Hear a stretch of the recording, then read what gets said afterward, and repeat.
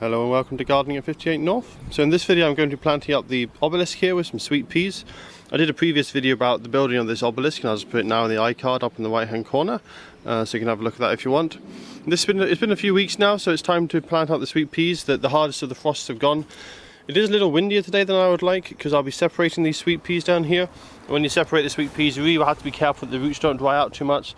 And that's going to be a little bit difficult with the strong winds, so I'm going to have to try and separate them somewhere a little bit sheltered if I can, and plant them as quickly as possible so they don't have any issues with drying out too quickly.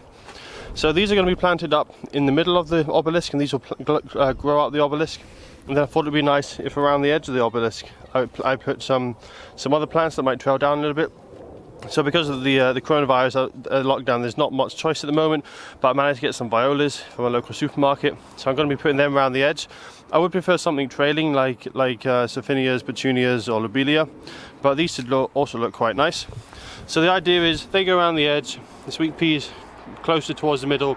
The sweet peas will climb up. They won't have any flowers at the bottom, but they'll have flowers from kind of a foot or so all the way up to the top, and then the pansies and violas, they'll be right around the edge, and they might even start trailing over by the end of summer.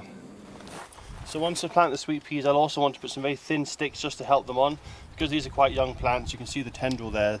The tendrils are actually very narrow still, very small, so they're going to really struggle to grow up anything even as small as this. So this is good for a sweet pea when it's a little bit more mature, but when it's quite young like this and the tendrils are so tiny, it just needs a little bit more support. So I'm going to give it some very thin sticks that'll be easy for them to grow up.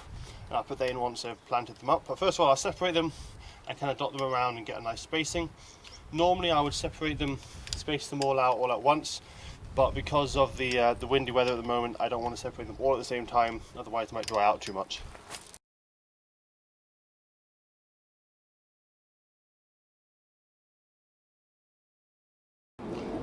So if you're growing sweet peas yourself, it's quite a good idea to pinch them out. That will mean that they'll put up lots of side shoots and you get a stronger, bushier plant.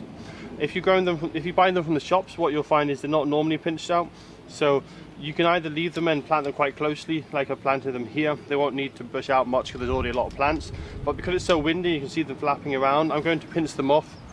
This will help the plants because there'll be less leaves to dry out compared with the size of the roots, so this will give them more chances to survive the windy weather, and they won't be bashed around quite as much as well. So I'm just going to use my fingernails and nip them out. You can also use scissors, but fingernails should work just fine. And you just want to go around nipping them off just above a set of leaves, so you can see the set of leaves there. I'm just going to nip them off just there, and that will allow them to sprout up nicely. So now I'm going to go ahead and plant up the violas here. They're quite small plants. They should put up quite nicely into the small gap around the edge. I'm going to put quite a few of them around. These don't grow anywhere near as large as the sweet peas, so they'll take a while to spread out.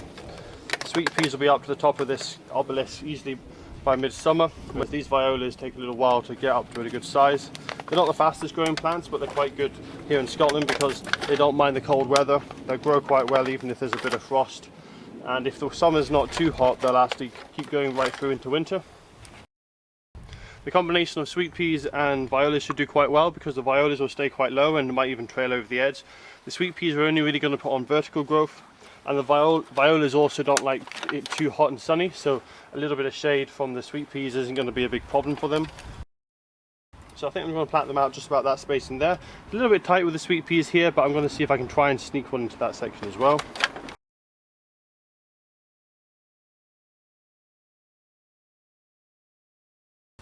So I'm going to give each sweet pea its own very narrow stick here. You could use small bamboo canes, but I've got some old willow shoots lying around. And this is just to give it a little bit of head start so they can grab on a bit easier. If it wasn't in such a windswept location, there's not really much need for this because the supports here are quite low. By the time they're up, they should be latching onto that quite quickly and it shouldn't be a problem for them. But just because it's quite a windswept location, I'm going to give them just a little bit of extra help here just to get started. And once they're bigger, more mature plants, the tendrils will be larger and they'll be able to grab onto these supports with no problems. So the soil that these plants are put in is actually a mixture of topsoil, which is very high quality topsoil from my parents' vegetable patch. So it's already had a lot of organic matter and manure added to it, so it's quite rich. I also added in a bit of multi-purpose compost to give the soil a bit more moisture retention so it doesn't dry out too fast. And then I also added bloodfish and bone, just to give it a little bit of feed to help the plants along. Once these plants have got established, I'll then give them tomato feed. They're encourage flowering. Sweet peas are from the pea family and pea and bee family, so they're nitrogen fixing, so they won't actually need much nitrogen once they start growing. But sometimes it does help them to give them a little bit of nitrogen at the beginning, just to get them kick-started, especially in the colder weather, because when it's quite cold, the bacteria that helps the pea plant, it doesn't work quite as well in the cold weather, so it doesn't provide the nitrogen it needs. So often it's good to give it a little bit of nitrogen in the beginning. So that's why it's got bloodfish and bone in here. The blood from the bloodfish and bone, and give it the nitrogen to give it a good head start. I've not put huge amounts in, so once that starts to get used up, I'll just supplement with tomato feed. That will give it the nutrition it needs to grow really well. It doesn't have high nitrogen, which isn't needed because, as I say, the peas will provide their own nitrogen. And the violas as well, they don't need much nitrogen because I want all the energy to go into flowering. I don't want loads of large leaves.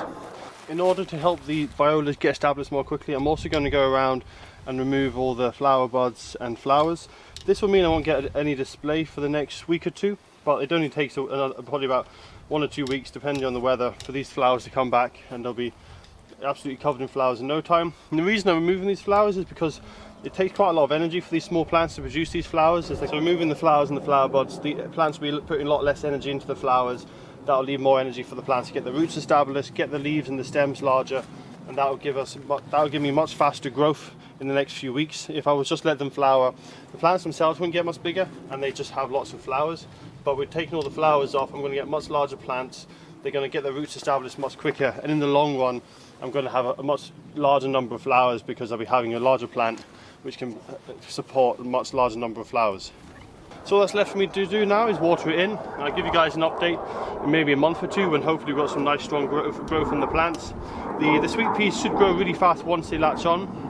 I find with sweet peas and also garden peas, until they manage to latch on with their tendrils, they're quite slow growers. They don't grow too vigorously, but once they've got a firm hold of something, they seem to then put on a lot of strong growth.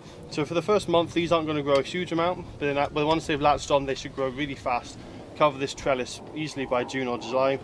The violas here, they'll be a lot slower. They'll have a slow, steady growth, and as long as they don't get too badly hit by aphids, they should flower the whole summer long.